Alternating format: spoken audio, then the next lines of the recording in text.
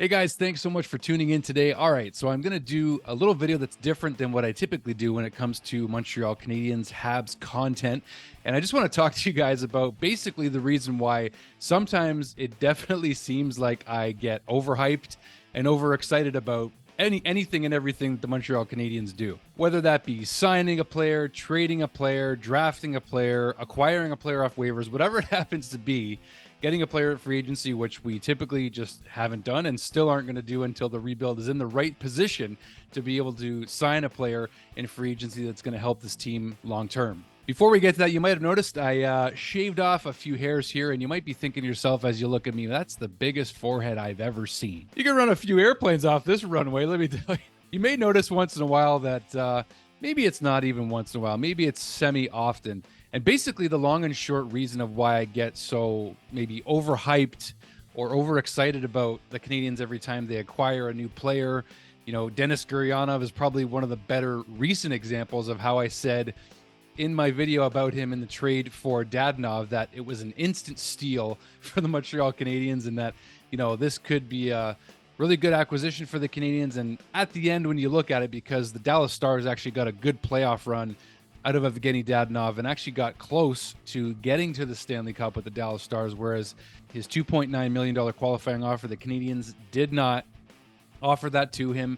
And then he actually goes to the Nashville Predators for almost league minimum next season. I guess the big reason is because I always think that anytime, whether it was the Marc Bergevin era or now the Hughes and Gorton, the Hugo era, I always assume that their intentions are ultimately good anytime they bring a player in, whether it's a player that's going to go spend time in Laval and eventually make his way up to the Canadiens, if at all, or a player that's going to come right to the Canadiens and make an immediate impact or have a good long-term impact with the rebuild now in full force and well underway, to the point where we're expecting players to come in and actually help the rebuild along and help the Canadiens. What we all want is for them to become contenders, Stanley Cup contenders specifically. So anytime a player comes in, I do my research on the player. I obviously look at video like we all do.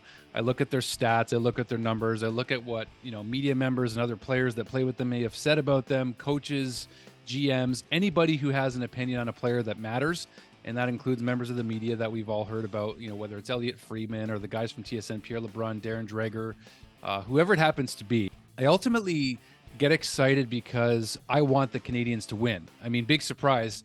I want my hockey team to win and to start winning regularly. I remember watching them in, 2007, 2008, and when Alex Kovalev was on the team and guys like that, Chris Higgins and, Carey Price was just coming onto the team and Cristobal Ue was still around. I mean, the team wasn't outstanding, but they always played a pretty solid team game.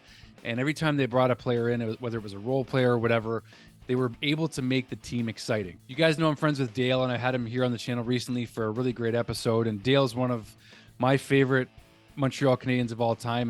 And somehow I'm able to call him a friend. It's still kind of crazy in a way. But anytime guys like Dale or name any player that's a favorite role player of yours over the years who was a maybe third, fourth line guy that came in and actually was able to make a relatively tangible impact on the Montreal Canadiens, you really got excited about all those players. So when it comes to a more recent acquisition like the one of Alex Newhook, it's a different situation in the sense, not just because Alex Newhook came from the, very talented, one of the best players in the NHL, plays on the Colorado Avalanche in Nathan McKinnon, and, the top forward heavy group, Cale Makar, one of the best defensemen in the world right now.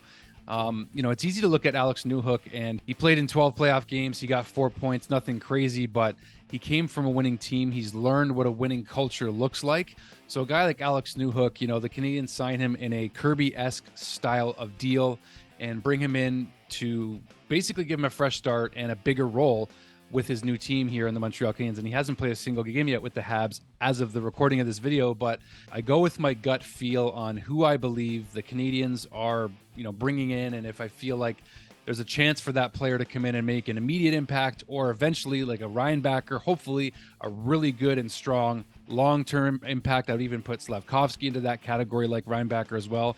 Not someone that's going to come in and make an immediate impact, but is part of becoming that player that the Canadiens see when they drafted them as being the best player long-term for the team. when I thought about putting this video together, I thought it was a bit of a weird concept in a sense, because it's like, okay, why do viewers care about why I get overexcited? And I think that ultimately when you watch this channel, if you do watch this channel regularly or even once in a while, I think hopefully you get the feeling from me is that I really love covering this hockey team. It's a privilege to be able to do so.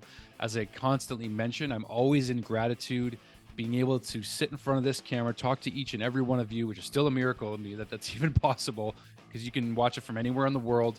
And the stats have shown that people from around the world have watched this channel. It blows my mind. I'm not trying to be narcissistic or self-centered about it, but I just wanted you guys to hear from my side why I get so excited when I see the Canadiens have hope to get better by bringing in new players. And it's just fun, right? Like, that's the whole point of covering hockey and watching hockey, is that it's fun. It's one of our favorite things in the world to do. And then on top of that, I get to talk about it on this channel with all of you. So that's why I do it.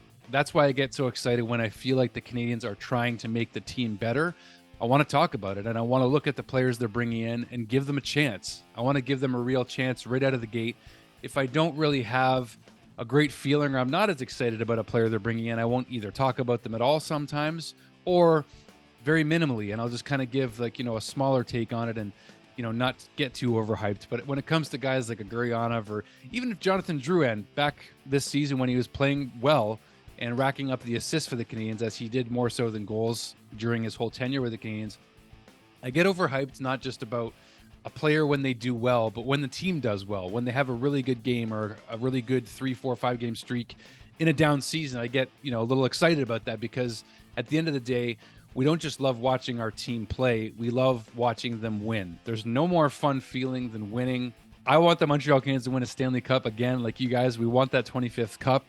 And I guess that's why I get as excited as I do. And I hope to get you guys excited. And I guess you wouldn't tune in if you weren't hopeful that you would be encouraged or excited by, my excitement, right? So anyway, that's why I do it. So I just thought I would talk about it today. I don't have a whole lot to go on other than that. I just wanted to chat about that with you guys. Thanks so much for watching, guys. I love you and appreciate you. And again, hit like and subscribe if you want to support the channel. You know what buttons to push, of course.